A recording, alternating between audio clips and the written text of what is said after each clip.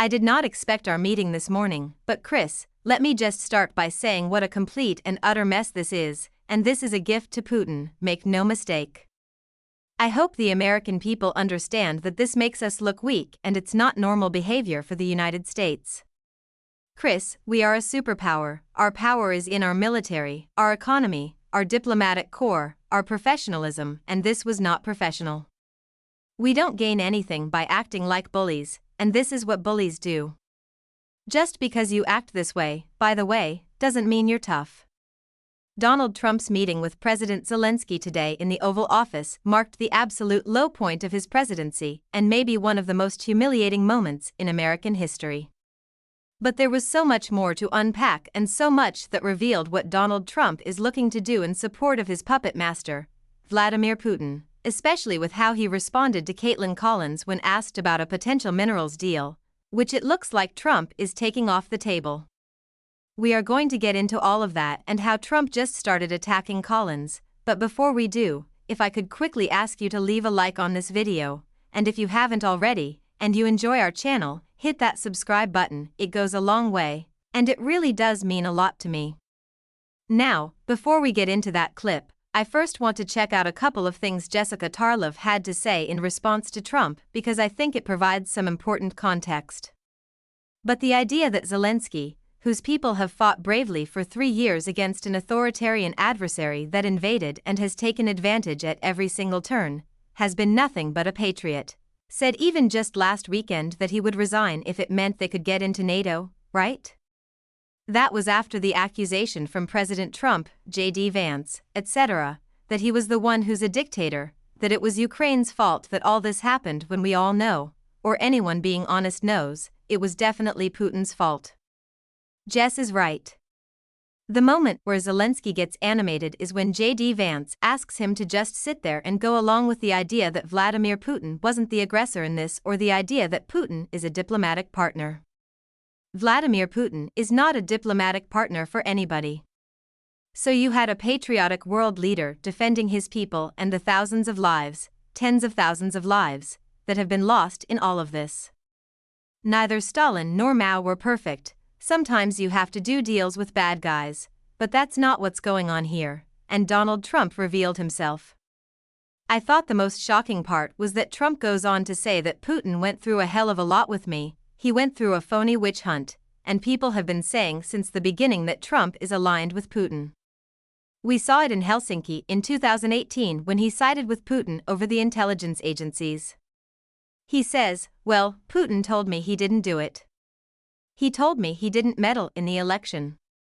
Are you comfortable with an American president saying that Putin went through a hell of a lot with me? Are they buddies? I went through a hell of a lot with you, Jessica, with the Russia thing. Making a joke of it means that I made a valid point. Just for the viewers, it doesn't. Some of you have been going on for a long time with this person who is billing the American taxpayers for hundreds of billions of dollars. And most Americans can't really tell you what our interest is over there. Can I just add to that about the money? Obviously, we've given them a ton of money, but 70% of the aid we've sent to Ukraine has then been spent back in America. So when he campaigned for the Democrats, he was visiting a munitions factory that was producing weapons they could use, and Europe has been almost doubling our investment as a share of GDP. So, I'm not an economist, but the idea that you're going to take hundreds of billions of dollars of Americans' taxpayer dollars and light them on fire in Europe, I don't think that helps anybody. All it does is lead to inflation. Alright, for the next block, see, we've got more. So it was that specific clip at the end that Putin went through a lot of things with Trump, something he reiterated as you'll see in the clip with Caitlin Collins when asked about a potential deal or whether Putin would invade Ukraine again if peace was ever reached.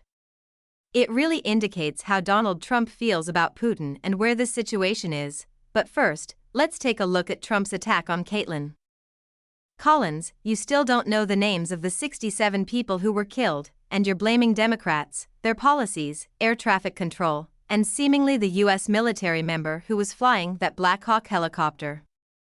Don't you think you're getting ahead of the investigation? No, I don't think so at all.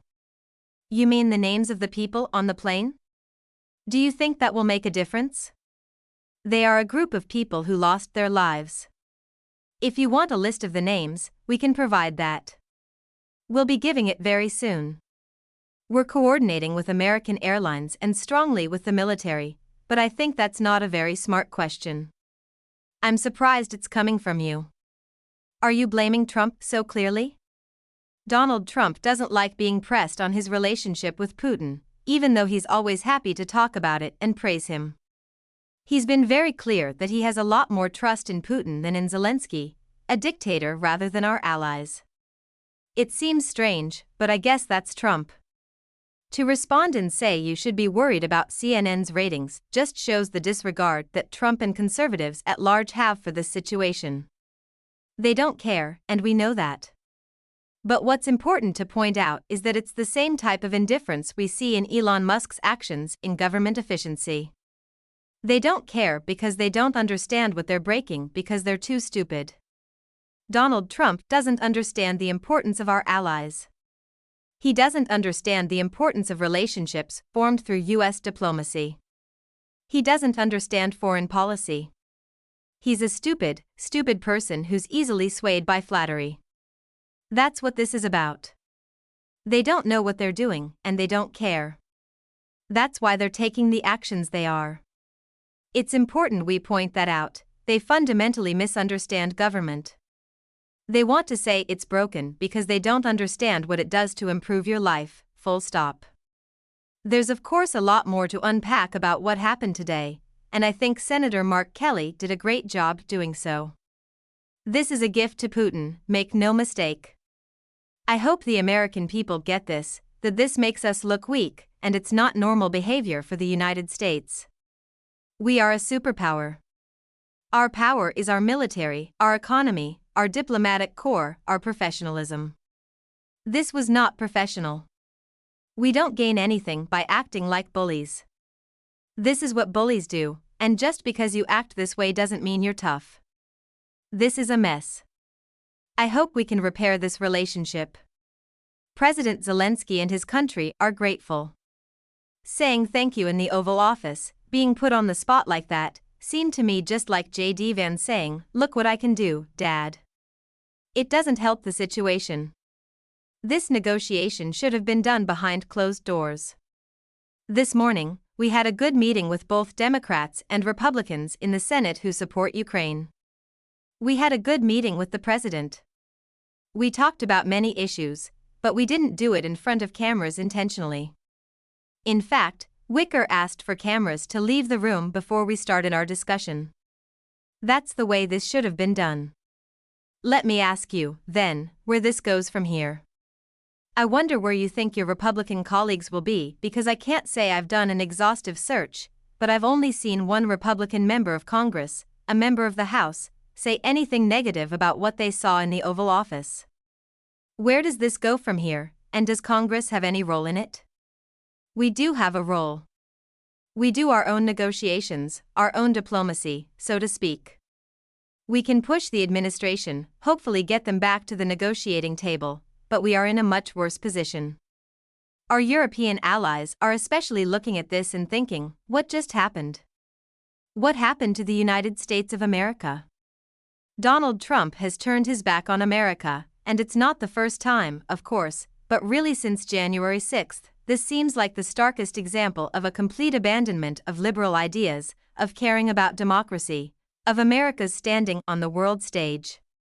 I don't want to say fortunately, but fortunately, on January 6th, it was only 2 weeks until Biden was sworn in. We got 4 years of the guy, and it's up to us to push back against him to maintain some stability.